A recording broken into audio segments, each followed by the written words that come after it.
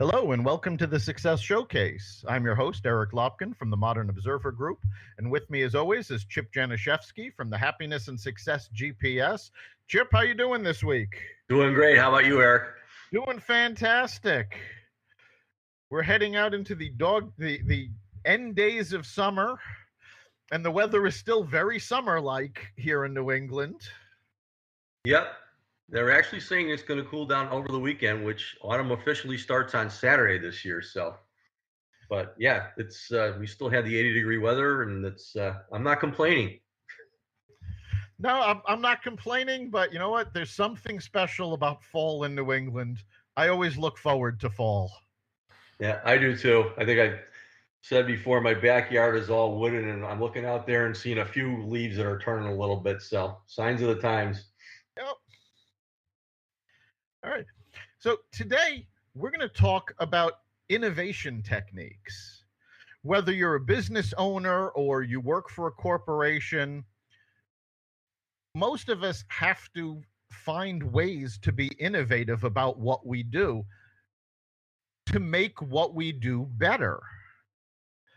And there are some misconceptions about innovation, and I want to address those first.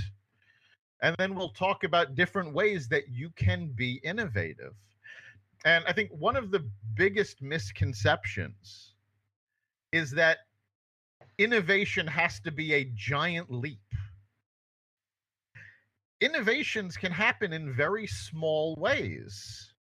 Now, those small innovations can lead to huge changes, but it can be a very small thing that makes that big innovation. Yeah, when we talk about setting SMART goals for things and whatever, it's taking, the big picture as far as what you're looking to do, but breaking them down into smaller parts that are timed and so on and so forth. So it makes a whole lot of sense because people, obviously, if they're looking for a giant leap, that's intimidating. Most people won't even get started. Right. And most giant leaps actually come from those small steps. Innovation is really about how can I do this differently to improve it? And that's really the key. And another misconception, especially now, when people talk about innovation, they think technology. And an innovation does not have to be technology. While, yes, technology does lead to innovations, innovations can be changes in process. It can, at its core, all innovation is taking two items that nobody thought to put together, putting them together and getting something great. And the example I always use of, not being technological is the man that took chocolate and put it together with peanut butter. We don't think of that as a great innovation now, but when the Reese's peanut butter came out, that was a big thing. Absolutely. My son's a big customer. Yeah. So you don't need to be involved with technology to be innovative. And an example from my own career, and I think I've brought this up on the show before. When I worked as a journalist in publishing, after every publication we put out, we did what was called a postmortem. And this was, we looked at what we did with the publication, what went well, what didn't go well, how we can improve the next issue. And this was a standard practice. I worked at a number of different companies. They did this at every company. It was an industry standard. This was just what you did. When I moved over to medical communications, I brought the postmortem process into the company that I was working for. Now, in medical communications, not only was the process not commonly done, it was almost unheard of. And all it was you finish a project, you sit down with the whole team, go through the project, what went well, what didn't go well, what were the, what were the challenges that you found, how you overcame them, and you documented all of it so that the next time a different team needed to do the same sort of project, they didn't have to start from ground zero. They took the documentation from the last project, took a look at it, and then they could go from there. It was a very small thing, no technology needed other than pen and paper, and quite frankly, a manila folder. But for this particular company, it was a huge innovation. And it changed a lot of the ways they did things. Yeah, I mean, that's the basics. I mean, the definition of innovator that I picked up said being innovative means doing things differently or doing things that have never been done before. An innovator is someone who has embraced this idea and creates environments, which is what you are talking about, in which employees are given the tools and resources to challenge the status quo, push boundaries, and achieve growth. So it's like anything goes, but it's collaboration at its finest, getting everybody together, and it takes a really, really good open leader to get that done. So Yeah, it really does. And something people have to realize is there's a reason that more people are not innovative. And it's because you really do have to step outside of what's currently being done and think of something really new. Two great innovators, Henry Ford and Steve Jobs, both have similar quotes about their products. Henry Ford, when talking about the car, said if he had asked customers what they wanted, they would have told him a faster horse. And Steve Jobs talked about the iPhone, saying if I had asked the customers what they wanted, none of them would have said a touchscreen because it had never been done on a phone, so nobody would have thought of it. People really, tend, yet people tend to rely on their own experiences, and innovation is really jumping outside that experience. yeah, it says I looked up an article about 3 must-have traits of an innovator. And when you're thinking of ideas and so on and so forth, number one is you need to be fearless. So you got to take out what they're going to think of you and what happens if it fails and so on and so forth. They're fully aware of the risks, but they take that risk anyway. And that falls right into what you were talking about. Number two is needing mad communication skills. You know, in hindsight, of course, Facebook was one of the greatest ideas ever, Google AdWords and so on and so forth. But hindsight, you know, it's always 2020. You need the communication skills up front to make it happen. And then number three, and this is what all innovators do, they see things from a different vantage point. It's not just the status quo. They're willing to reach out. All right. That first point about being fearless is really key because most innovation attempts fail. And it's sort of endemic to the process because you're trying something that's never been tried before. You don't know if it's going to succeed or not. And a lot of them fail. So you really do have to be fearless. Yeah, The looking this thing up, when they were saying, talking about these 3 traits, they had like a tweet thing underneath what you could do to take a look at innovation. On the first one, as far as being fearless, it says, tweet this. Innovators are fully aware of the risks, but they ship anyway. They're saying, I created this, please judge it, fully aware of the risks, and they ship anyway. And look what happens in a lot of cases. exactly. And that's why being fearless is so important to it because if you worry so much about, well, this could be a failure, you can talk yourself into paralysis. The second thing, communications.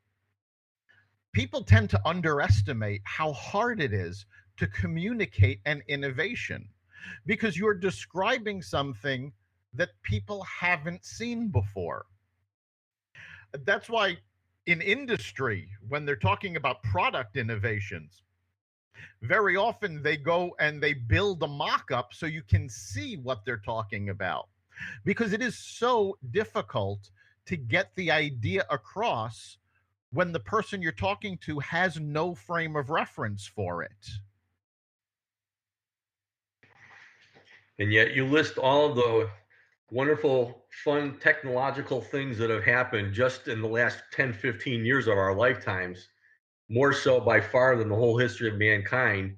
And if you'd asked people about those 20 years ago, a lot of people would have said you're crazy to even be thinking about these different things.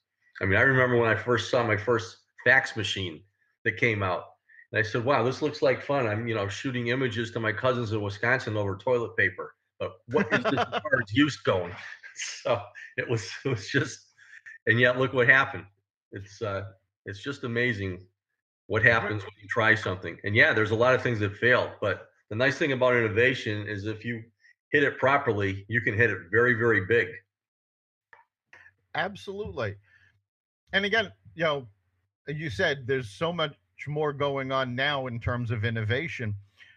The rate of innovation always speeds up exponentially because new innovations build upon the previous ones. You mentioned the fax machine. Well, the fax machine essentially took a copy machine and a phone and merged them. Well, both the copy machine and the phone when they came out were huge innovations. So now you're talking about taking innovations and merging them to make bigger innovations. Yeah.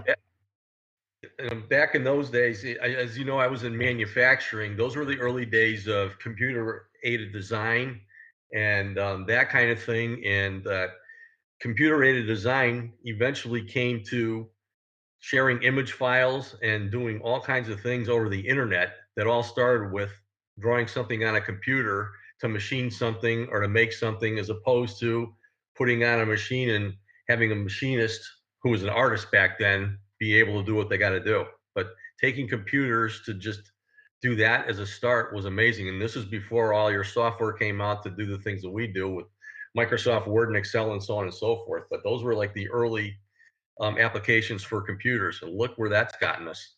It's amazing. Oh, absolutely. And innovations, again, can start with a very small idea.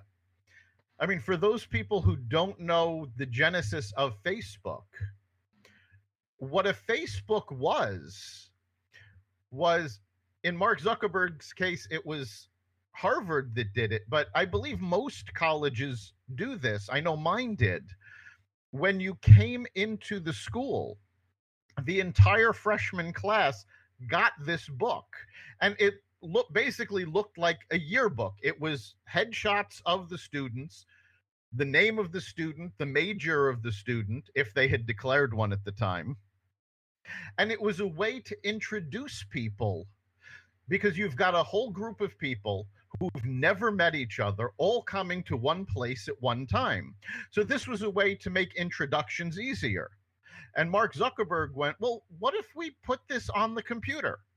That was it. All he did was say, well, what would happen if we took this and put it on the computer so that people could just go on the computer and see it? And from there, status updates and paid business pages and the entire system took off from that simple question. By the same token, the iPhone, the touchscreen came about. Steve Jobs had a thing about buttons. He did not want a lot of buttons on anything he did. And that went back to the original mouse, where the original Xerox mouse that had been created at Park had two buttons, right and left. And the mouse that Windows took over when Microsoft introduced that, was the same design. Steve Jobs felt the two-button design was too confusing. He wanted one button.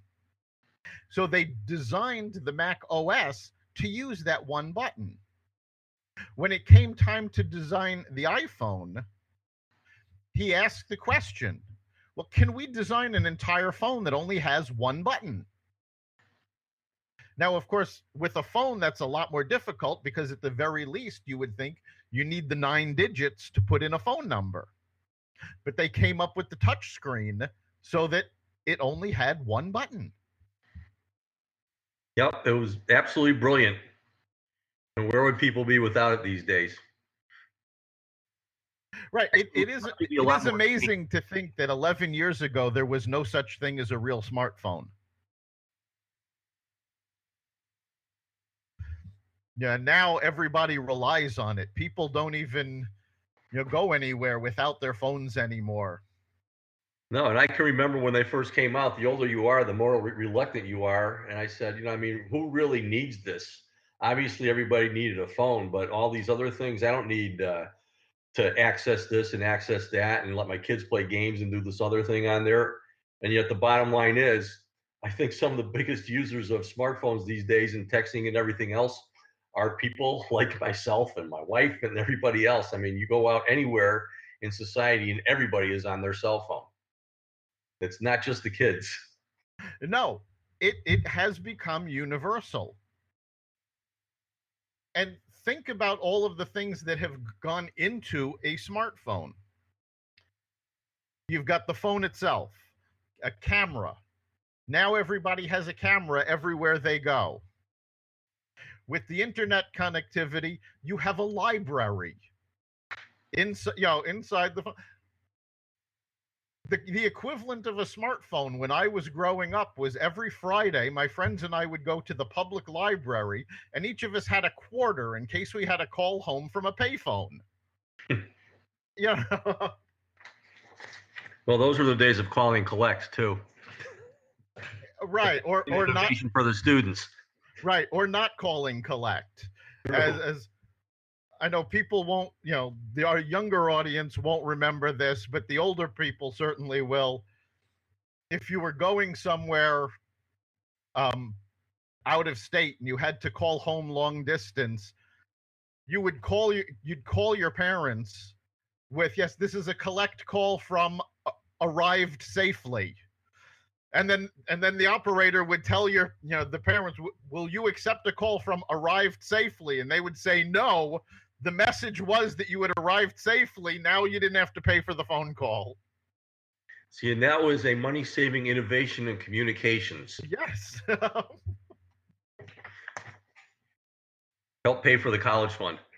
Exactly. So another huge trait, obviously, to tie all this together as far as being fearless and taking risks and so on and so forth, is to always be positive. Positivity obviously is contagious, and you can take an idea that might seem off the wall, and if you have a positive attitude towards things and it makes sense, you're going to have a team that's behind you in no time. It's so important to keep that. It is very important, and it's also very difficult because when you're talking about innovation, again, you're talking about things that people haven't seen before. Well, there's a large percentage of the population, when you tell them an idea that hasn't been done before, their immediate response is, oh, well, that won't work. If it would work, somebody would have done it already. So it's very important to keep that positive attitude in the face of these people who are saying, no, that if there was a good idea, it would have been done already. There are always new ideas that haven't been tried.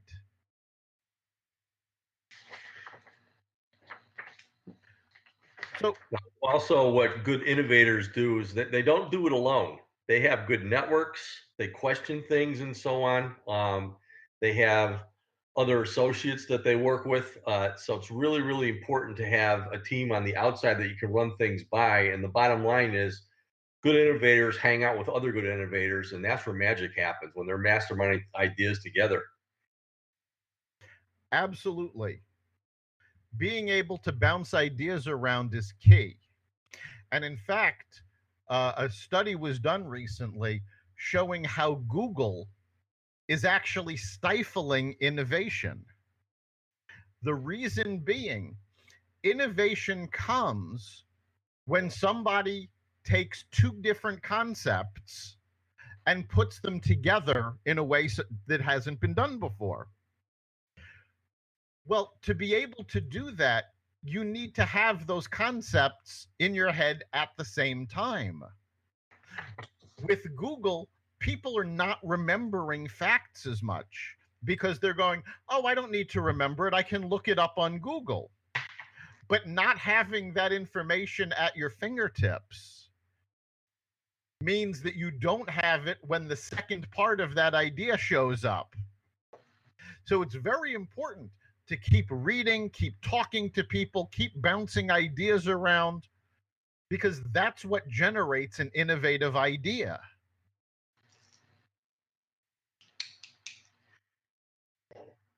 You know, if you're waiting around for something to just strike, that's not going to happen. You have to take something and look at it from a different perspective.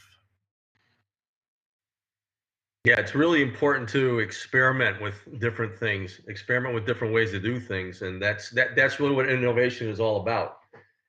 A better way to do things, more convenient way to do things, a more profitable way to do things. And to do that, you got to experiment. You know, we talked a little bit earlier about just taking baby steps and trying, instead of trying to conquer the world with one innovation. And that's the way to do it, is to just try different things rather than sitting still. Exactly. And actually, if you really want to see a showcase of what is going on in innovation, take a look at infomercials. Now, not all of these innovations are good ideas. Some of them are actually ridiculous.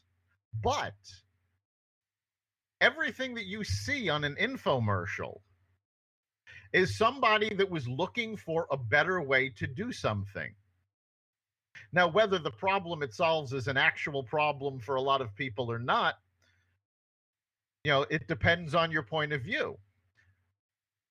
But that's where you're seeing these attempts at innovation. And again, the ones that work well will eventually show up in stores and become average everyday products that you can pick up. The ones that don't take off will just fade into oblivion.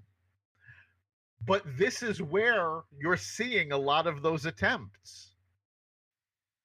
Yeah, and the more attempts you make, the closer you are to hitting one that's going to work.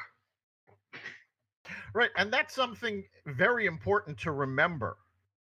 Innovations don't necessarily work the first time, but you can build on them to make them work.